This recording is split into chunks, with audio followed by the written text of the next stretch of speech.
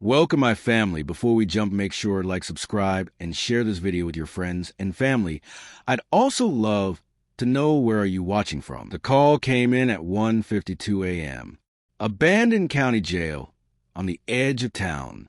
Security company reported motion detected inside cell block C. That building has been closed for 8 years. No power, no inmates, no reason for movement. I was on night patrol closest to the location, so dispatch sent me alone to check it out. The jail sits off a dead highway exit, surrounded by dead grass and broken fencing. The parking lot lights haven't worked in years. My cruiser headlights were the only thing lighting up the entrance. The front gate was locked, but it wasn't chained. It was slightly open. That was the first thing that felt wrong. I stepped inside with my flashlight and announced myself. Police department. My voice echoed down the empty corridor. The air inside smelled like rust and mold. Dispatch confirmed the motion alert was triggered in cell block C at exactly 1:47 a.m., 5 minutes before I arrived. I moved through the hallway slowly. Everything was coated in dust, which is why I noticed the footprints. Fresh. Single set, leading deeper into the building. They weren't there long enough to collect dust. I followed them. They led directly to cell block C. The heavy metal door was closed, but not fully latched. I pushed it open. The sound echoed like a gunshot. Rows of empty cells stared back at me. All doors open. All except one. Third cell from the back on the left. That door was shut and locked from the outside. My flashlight beam moved toward it. That's when I heard it. A voice from inside the locked cell. Officer. Not loud. Not panicked. Calm. Almost patient. I froze. Who's in there? I shouted. No answer. Then again, close to the bars. I've been waiting. The cell door had a small rectangular slot for food trays. It was closed. I stepped closer. The temperature dropped noticeably. My breath became visible in the beam of my flashlight. Show me your hands. I ordered, slowly. 2 hands slid into view through the tray opening. Pale, too pale, long fingers. The skin looked stretched tight. You forgot me, the voice said. My heart was pounding now. There's no one assigned to this facility. I said, try to stay calm. The security company confirmed it was empty, completely empty. The hands slowly pulled back inside the cell. I reached for the door handle. It was locked with a rusted external bolt, which meant if someone was inside, they couldn't have locked it themselves. I slid the bolt open. The metal screamed as it moved. I pulled the cell door open carefully. The cell was empty. No one inside, just a metal cot bolted to the wall, peeling paint, and something carved into the concrete, for words scratched deep into the wall. I never left here. I stepped back into the hallway.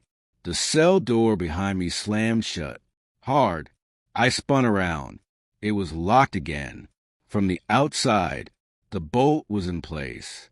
I know what I saw. I know I opened it. My radio suddenly filled with static. Through it, dispatch's voice came through distorted. Unit 24, do you copy? Copy, I said quickly. There was a pause. Then dispatch asked something that made my blood run cold. Why did you request backup inside cell block C? I didn't request backup, I said. Another pause.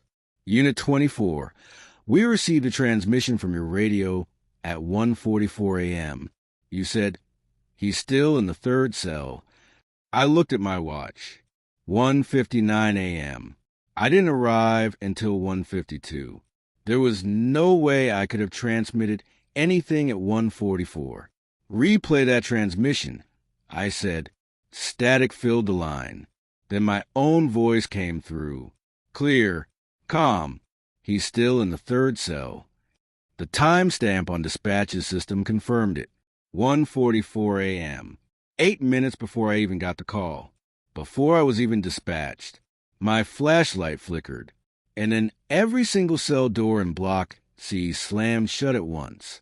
The sound was deafening, metal on metal, echoing through the corridor, except one, the third cell on the left. Its door slowly creaked open by itself.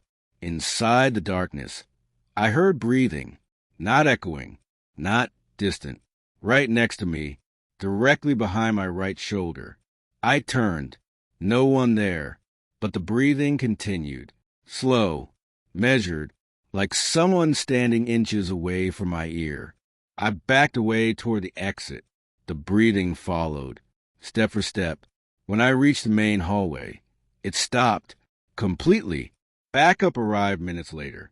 We cleared the entire building. No footprints anymore. The dust was undisturbed, as if no one had walked through it. Security reviewed their motion sensors. They were triggered at 1:44 a.m., the same time my radio supposedly transmitted. We checked old inmate records connected to that cell. There was only one long-term inmate assigned to Cell C, 3 before the jail closed. He died in custody. Heart failure. Official reports said natural causes, but there was something strange in his file. Multiple written complaints claiming someone was standing outside a cell at night, whispering, calling his name. On the night he died, guards reported hearing him shouting the same phrase over and over. He's still here. After that night, cell Block C was permanently closed. And 8 years later, the motion sensor in that same cell was triggered again. There's one last detail I never included in my report. When I got back into my cruiser and checked my body cam footage, there was a shadow visible over my right shoulder the entire time I was inside Block C. Tall, standing close, but never fully in frame. And during the moment the third cell door opened by itself, the audio picked up a whisper that wasn't mine. 3 words, spoken clearly. You never left. I requested transfer the next month. I don't work night patrol anymore, but sometimes at exactly 1:44 a.m., my radio clicks on by itself, and for a few seconds, I can hear breathing.